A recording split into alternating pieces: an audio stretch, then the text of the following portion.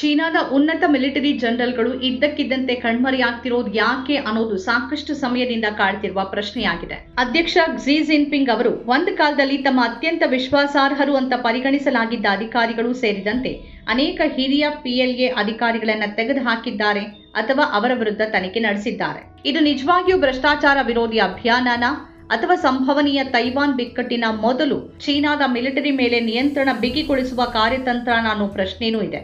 ಚೀನಾದ ಈ ಮಿಲಿಟರಿ ಶುದ್ಧೀಕರಣ, ಪೀಪಲ್ಸ್ ಲಿಬರೇಷನ್ ಆರ್ಮಿಯ ಹಿರಿಯ ಕಮಾಂಡರ್ಗಳ ವಜಾ ಇವೆಲ್ಲವೂ ತೀವ್ರ ಚರ್ಚೆಗೆ ಒಳಗಾಗಿವೆ.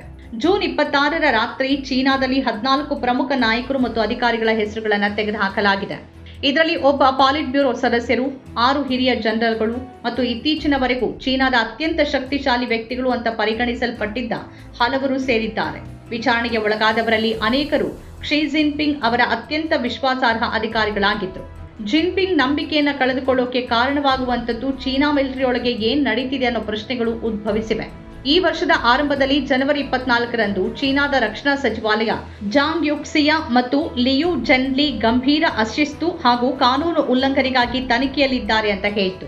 ಜಾಂಗ್ ಯುಕ್ಸಿಯಾ ಚೀನಾದ ಕೇಂದ್ರ ಮಿಲಿಟರಿ ಆಯೋಗ ಅಥವಾ CMCಯ ಉಪಾಧ್ಯಕ್ಷರಾಗಿದ್ರು. CMC ಇಡೀ ಚೀನಿ ಸೈನ್ಯವನ್ನ ನಿಯಂತ್ರಿಸುವ ಸಂಸ್ಥೆಯಾಗಿದೆ ಮತ್ತು ಅದರ ಅಧ್ಯಕ್ಷರು ಸ್ವತಃ ಕ್ಸಿ ಜಿನ್ಪಿಂಗ್. ಇನ್ನು ಲಿಯೋ ಜೆನ್ಲಿ CMCಯ ಜಂಟಿ ಸಿಬ್ಬಂದಿ ವಿಭಾಗದ ಮುಖ್ಯಸ್ಥರಾಗಿದ್ದು ಮಿಲಿಟರಿಯ ಕಾರ್ಯಾಚರಣೆಗಳ ಉಸ್ತುವಾರಿ ವಹಿಸಿದ್ರು.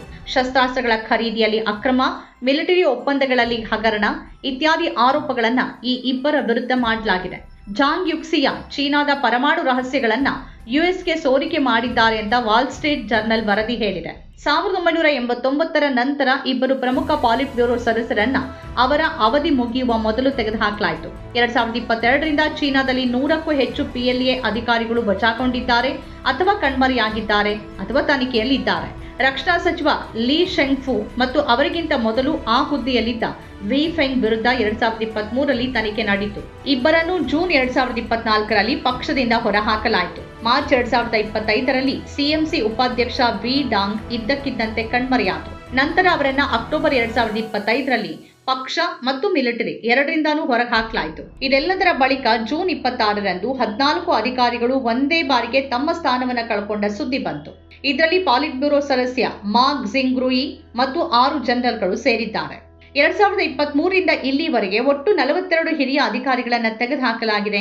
ಅದರಲ್ಲಿ 19 ಮಂದಿ ಜನರಲ್ಗಳು. ಅತ್ಯಂತ ಆಘಾತಕಾರಿ ಅಂಶ ಏನು ಅಂದ್ರೆ 2022ರ ನಂತರ ಕ್ಸಿ ಜಿನ್ಪಿಂಗ್ ಸ್ವತಃ ಉನ್ನತ ಹುದ್ದೆಗಳಿಗೆ ನೇಮಿಸಿದ್ದ 47 ಅಧಿಕಾರಿಗಳಲ್ಲಿ 87% ಜನರನ್ನ ತೆಗೆದುಹಾಕಲಾಗಿದೆ ಅಥವಾ ತನಿಖೆಗೆ ಒಳಪಡಿಸಲಾಗಿದೆ.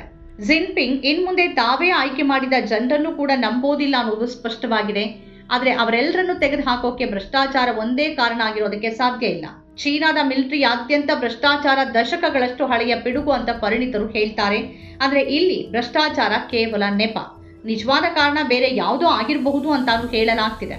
ಮಿಲಿಟರಿಯಿಂದ ಭ್ರಷ್ಟಾಚಾರ ತೊಡೆದು ಹಾಕೋದು ಮತ್ತು ಪ್ರತಿಯೊಬ್ಬ ಹಿರಿಯ ಮಿಲಿಟರಿ ಅಧಿಕಾರಿಯೂ ತನಗೆ ನಿಷ್ಠನಾಗಿರೋದನ್ನ ಖಚಿತಪಡಿಸಿಕೊಳ್ಳೋದು, ಇವೆರಡನ್ನೂ ಜಿನ್ಪಿಂಗ್ ಏಕಕಾಲದಲ್ಲಿ ಮಾಡ್ತಿದ್ದಾರೆ ಅಂತ ರಕ್ಷಣಾ ತಜ್ಞರು ಭಾವಿಸ್ತಾರೆ.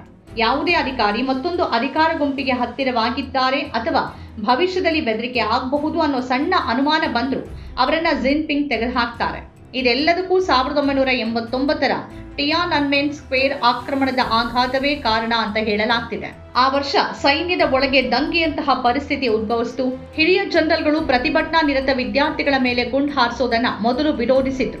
ಪಕ್ಷದ ಆದೇಶಗಳನ್ನ ಮಿಲಿಟರಿ ಧಿಕ್ಕರಿಸೋದನ್ನ ಜಿನ್ಪಿಂಗ್ ಬಯಸೋದಿಲ್ಲ.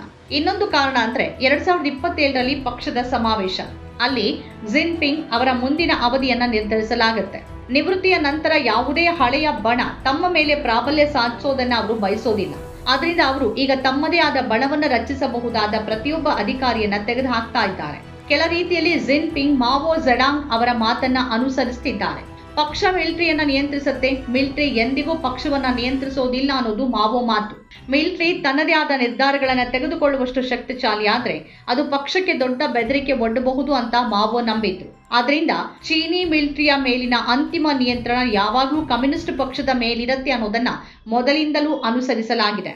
ಎಷ್ಟೇ ಅಧಿಕಾರಿಗಳನ್ನ ತೆಗೆದುಹಾಕಿದ್ರು ಚೀನಾದ ಸೈನ್ಯ ಒಂದು ಸಂಸ್ಥೆಯಾಗಿ ತನ್ನದೇ ಆದ ವೇಗದಲ್ಲಿ ಕಾರ್ಯನಿರ್ವಹಿಸ್ತಾನೆ ಇದೆ. ತನಿಖೆಯಲ್ಲಿದ್ದಾರೆ ಎನ್ನಲಾಗಿರುವ ಜಾಂಗ್ ಯುಕ್ಸಿಯಾ ಮತ್ತು ಲಿಯು ಜೆನ್ಲಿ ಅವರನ್ನ ಹುದ್ದೆಯಿಂದ ತೆಗೆದುಹಾಕಿದ ಬಗ್ಗೆ ಏನೂ ಮಾಹಿತಿ ಇಲ್ಲ.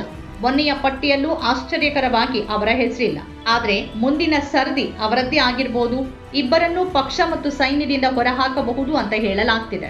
ನಮ್ಮ ಕಾರ್ಯಕ್ರಮಗಳನ್ನ ನೀವು ನೋಡ್ತಾ ಇದ್ರೆ ನಮ್ಮ ಚಾನೆಲ್ ಅನ್ನ ಸಬ್ಸ್ಕ್ರೈಬ್ ಮಾಡಿ, ಪಕ್ಕದ ಬೆಲ್ ಐಕಾನ್ ಒತ್ತಿ ನಮ್ಮನ್ನ ಬೆಂಬಲಿಸಿ. ಹಾಗೆ ನಮ್ಮ ಕಾರ್ಯಕ್ರಮಗಳನ್ನ ಲೈಕ್ ಮಾಡಿ, ಕಮೆಂಟ್ ಮಾಡಿ, ಅದನ್ನ ಬೇರೆಯವರಿಗೂ ವಾಟ್ಸ್ಆಪ್ ಮೂಲಕ ಶೇರ್ ಮಾಡಿ. ನೀವು ಹೀಗೆ ಮಾಡಿದಾಗ ನಮ್ಮ ಚಾನೆಲ್ ಇನ್ನಷ್ಟು ಮತ್ತಷ್ಟು ಜನರಿಗೆ ತಲುಪಲು ನೀವು ನಮ್ಮೊಂದಿಗೆ ಸಹಕರಿಸಿದ ಹಾಗಾಗುತ್ತೆ. ಇದು ನೀವು ಯಾವುದೇ ಖರ್ಚಿಲ್ಲದೆ ಕೆಲವೇ ಸೆಕೆಂಡುಗಳಲ್ಲಿ ನೀಡಬಹುದಾದ ಸಹಕಾರ. ಧನ್ಯವಾದಗಳು.